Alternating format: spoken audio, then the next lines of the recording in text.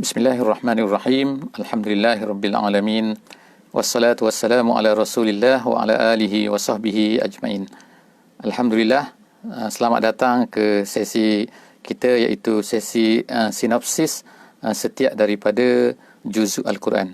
Alhamdulillah, hari malam ni kita telah dapat bersama-sama ke juzuk yang ketiga, sempena dengan insya-Allah hari ini kita telah melalui hari yang ketiga Ramadan. Di setengah-setengah tempat, dan di setengah-setengah tempat esok adalah hari yang ketiga daripada Ramadan.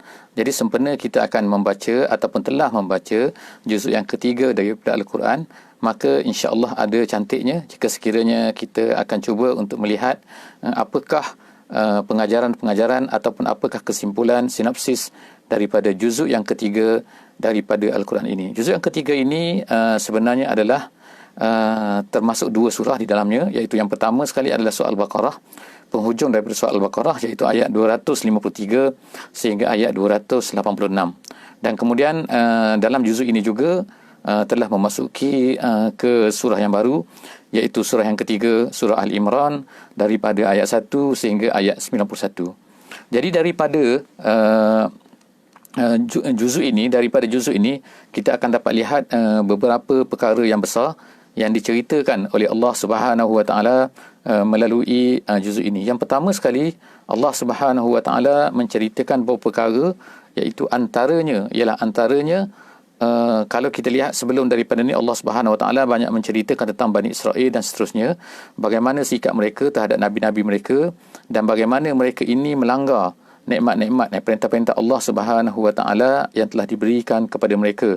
Dan mereka ini sepatutnya memegang amanah Allah Subhanahu Wa Taala untuk menjadi penyampai risalah Islam ataupun menjadi penjaga kepada manusia dengan diberikan dengan rasul-rasul dan diberikan kitab-kitab, di mana 3 kitab daripada kitab yang 4 ini adalah sebenarnya telah diberikan kepada mereka, iaitu kitab Zabur, kitab Taurat dan juga kitab Injil adalah diberikan kepada Bani Israel, dan kebanyakan daripada rasul-rasul adalah diberikan daripada kalangan mereka. Jadi Allah Subhanahu Wa Taala sekarang telah sampailah masanya bahawa mereka ini sebenarnya tidak layak lagi untuk memegang amanah ini, walaupun dulunya mereka ini diberi kehebatan, diberi fadlun alal alamin, iaitu mereka ini seolah-olahnya diberi kelebihan di atas manusia-manusia yang lain pada zaman tersebut. Tapi kemudian selepas daripada itu, maka telah sampailah masanya sekarang ni perpindahan khilafah ini, iaitu memegang amanah Allah Subhanahu Wa Taala ini sekarang diberikan kepada umat Nabi Muhammad sallallahu alaihi wasallam. Jadi pada ayat terakhir yang kita telah baca, itu kisah Talut dan juga Jalut, iaitu dalam surah yang kedua, dalam juz yang kedua, juzuk yang kedua, hujung juzuk yang kedua, kita telah melihat bersama-sama bagaimana Allah Subhanahu Wa Taala menceritakan sikap Bani Israel ini apabila Allah Subhanahu Wa Taala menetapkan kepada mereka untuk melantik Talut sebagai ketua mereka, dan mereka mestilah memasuki Baitul Maqdis, tetapi mereka telah menolak dan mereka takut kepada tentera Jalut dan sebagainya, dan akhirnya Allah Subhanahu Wa Taala telah memberi kemenangan kepada orang-orang yang bersama dengan Talut. Dan daripada mereka ni sebenarnya sangat-sangat sedikit, tidak ramai daripada Bani Israel ini. Sekarang kita masuk kepada juzuk yang ketiga ni, Allah Subhanahu Wa Taala menceritakan beberapa perkara kalau kita lihat iaitu antaranya dalam surah ini Allah Subhanahu Wa Taala yang pertamanya menceritakan bahawa rasul-rasul yang ada ini sebenarnya tidak sama. Yang keduanya, Allah Subhanahu Wa Taala meminta kepada umat Islam ini, kepada manusia ini, supaya berinfak di jalan Allah Subhanahu Wa Taala. Yang ketiganya, Allah Subhanahu Wa Taala menceritakan, saya cerita lalu antara perkara-perkara poin paling penting yang ada. Of course lah, kalau kita nak tengok secara detailnya, kita mestilah mengikuti setiap muka surat, setiap ayat dan sebagainya. Itu yang paling cantik dan insya-Allah kepada sesiapa yang tidak sempat ataupun rasa macam sangat mau tahu apakah yang diceritakan dalam juzuk ini dengan detail dan sebagainya, insya-Allah boleh lihat sesi yang lebih detail kita, iaitu sesi tadabbur setiap muka surat daripada Al-Quran pada setiap pagi. Insya-Allah bermula esok pagi kita akan mulakan kembali pada muka surat yang ke-11, insya-Allah. So kita tengok dulu dalam juzuk ini, Allah Subhanahu Wa Taala ceritakan lagi, iaitu perkara yang berkaitan tidak ada paksaan dalam agama, la ikraha fid din, qad tabayyana ar-rusydu minal ghayy. Jadi Allah Ta'ala menetapkan satu konsep, satu prinsip, iaitu apa? La ikrah fid din.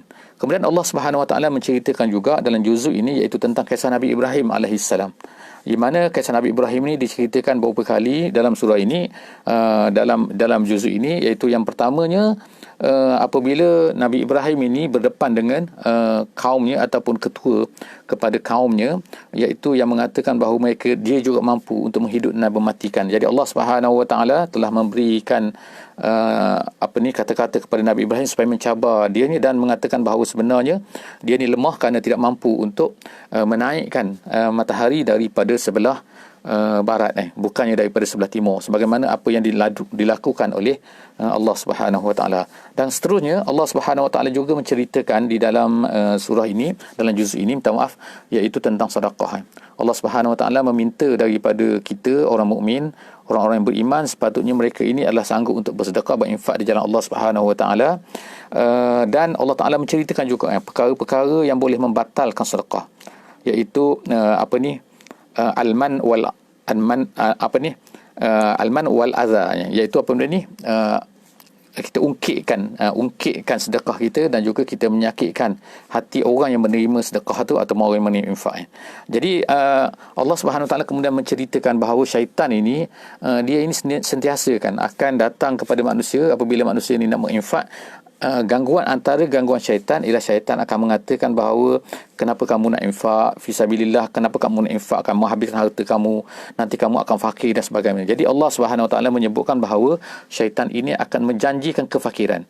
Kemudian seterusnya Allah Subhanahu Wa Taala juga menceritakan tentang riba, hukum riba dan perkara-perkara yang berkaitan dengan riba, dan banyaklah pengharaman riba dan sebagainya disebutkan oleh Allah Subhanahu Wa Taala di dalam juzuk yang ketiga ini. Dan seterusnya dalam yang terakhir ialah Allah Subhanahu Wa Taala menceritakan tentang hutang dan juga muamalat.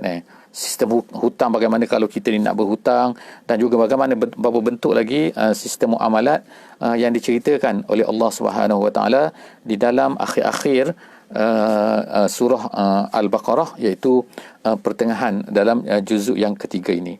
Seterusnya Allah SWT mengakhirkan surah Al-Baqarah ini, surah Al-Baqarah ini dengan beberapa perkara, iaitu la yukallifullahu nafsan illa wus'aha. Allah Taala sebutkan bahawa Allah Taala tak bebankan kita ni melainkan sekadar apa yang kita mampu.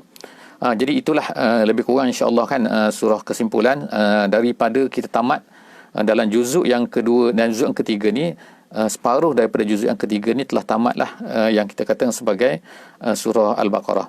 Jadi kesimpulan surah Al-Baqarah ni ialah merupakan, iaitu Allah Subhanahu Wa Taala sekarang ni nak memberikan amanah istikhlaf, iaitu memegang amanah Allah Subhanahu Wa Taala di atas muka bumi ini, diletakkan sekarang di atas bahu kita, orang-orang yang beriman, iaitu pengikut Nabi Muhammad sallallahu alaihi wasallam, setelah daripada sebelum daripada ni yang memegang amanah ini adalah merupakan Bani Israel. Dan Allah Ta'ala sebutkan kisah Bani Israel ini banyak-banyak, kisah bagaimana mereka ini banyak songenya, banyak kerenahnya, susah nak terima arahan daripada Allah SWT, tidak bersungguh-sungguh dan sebagainya. Maka sifat-sifat begitu yang ada pada Bani Israel itu sebenarnya itulah yang menjadikan mereka ini tidak layak lagi untuk memegang amanah Allah SWT tersebut. Dan umat Islam hendaklah berjaga-jaga, janganlah mereka ini menjadi sebagaimana apa yang dilakukan oleh Bani Israel. Seterusnya kita masuk kepada surah Al-Imran, sebab separuh daripada juzuk yang ketiga ni adalah surah Al-Imran. Jadi kita tengok dalam surah Al-Imran ni Allah Subhanahu Wa Taala menceritakan tentang nama, dari segi namanya ialah Al-Imran, iaitu keluarga Imran, keluarga Imran. Jadi artinya surah ini banyak nak menceritakan tentang satu kelompok yang dipuji oleh Allah Subhanahu Wa Taala, iaitu keluarga Imran. Keluarga Imran inilah daripada Bani Israel, dan daripada keluarga Imran inilah lahirnya Maryam, dan daripada Maryam inilah lahirnya Nabi Isa AS sebagai Nabi yang terakhir sebelum daripada Nabi Muhammad SAW, iaitu Nabi terakhir daripada Bani Israel. Dan kita akan tengok bahawa Allah SWT ceritakan kepada kita bahawa Bani Israel ini, mereka ini sangat-sangat berlaku jahatlah kepada keluarga Imran ini. Termasuk ini ialah kepada Nabi Zakaria, kepada Nabi Yahya, dan juga kepada Maryam, dan juga kepada Nabi Isa AS. Mereka tuduh Maryam macam-macam, dan kepada Nabi Isa ini mereka cuba nak bunuh dia kan. Jadi itu adalah peristiwa yang berlakulah kepada. Jadi Allah Subhanahu Wa Taala, setengah ulama telah mengatakan bahawa tema kepada surah Al-Imran ini ialah as-sabat. as-sabat selepas daripada kita berpegang kepada pemberian amanah Allah Subhanahu Wa Taala. Jadi contoh yang terbaik ialah pada keluarga Imran. Jadi kalau kita tengok di sini, iaitu selepas daripada soal Baqarah, Allah Ta'ala berikan amanah ni kepada kita. Jadi kita hendaklah menjadi seperti keluarga Imran.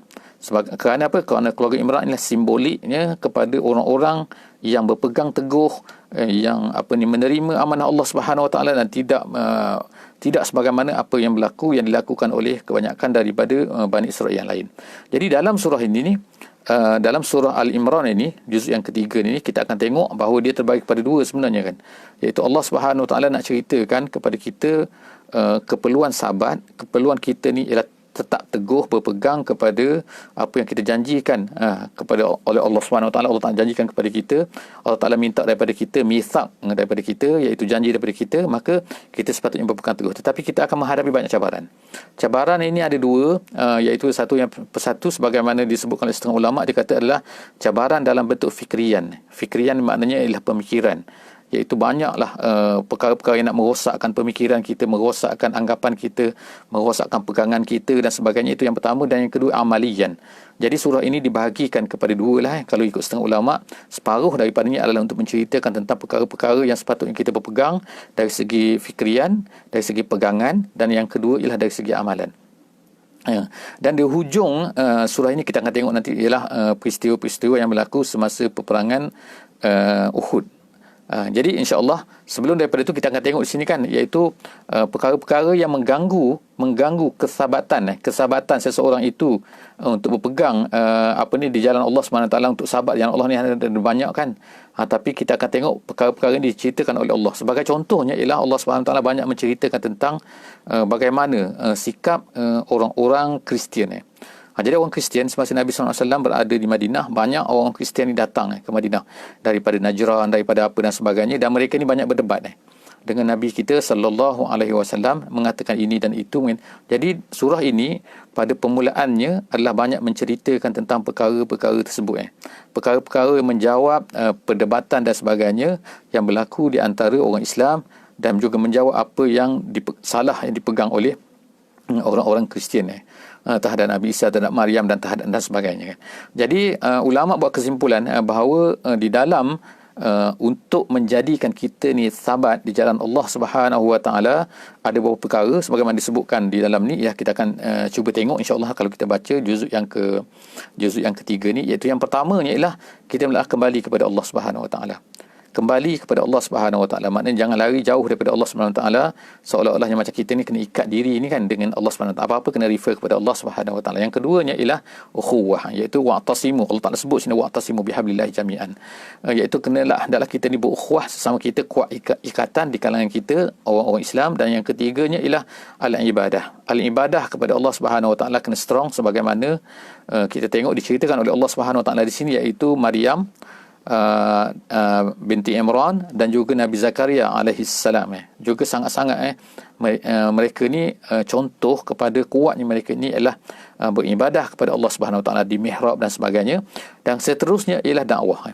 Dakwah dalam surah ni kita akan tengok juga ni, wal takum minkum ummah, dan banyak lagi lah insya-Allah kita akan tengok nanti dalam surah-surah yang juzuk yang ke seterusnya, iaitu juzuk yang keempat insya-Allah kan. Jadi setakat itulah saja insya-Allah kan, sekadar yang kita ni. Jadi insya-Allah moga-moga Allah Subhanahu Wa Taala akan menerima puasa kita selama 3 hari yang telah berlalu ni, ataupun 2 hari yang telah berlalu ni. Moga-moga akan mendatang ni insya-Allah kita dapat habiskan insya-Allah setiap hari kita akan baca satu juzuk daripada Al-Quran, paling kurang kita baca satu juzuk daripada Al-Quran. Kita cuba tengok maknanya, kita cuba tengok pengertiannya, tengok terjemahannya insya-Allah.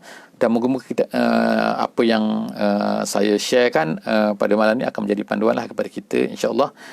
Dan insya-Allah jangan lupalah untuk merefer lagi, lihat lagi kan insya-Allah daripada banyak lagi di YouTube, di Facebook dan di IG, di TikTok dan sebagainya kan, yang menjadi panduan kepada kita lah untuk kita memahami setiap juzuk daripada Al-Quran ini insya-Allah. Jadi setakat itu sajalah insya-Allah untuk kali ini. Jumpa lagi dalam juzuk yang keempat insya-Allah dalam sesi esok insya-Allah. Wassalamualaikum warahmatullahi wabarakatuh.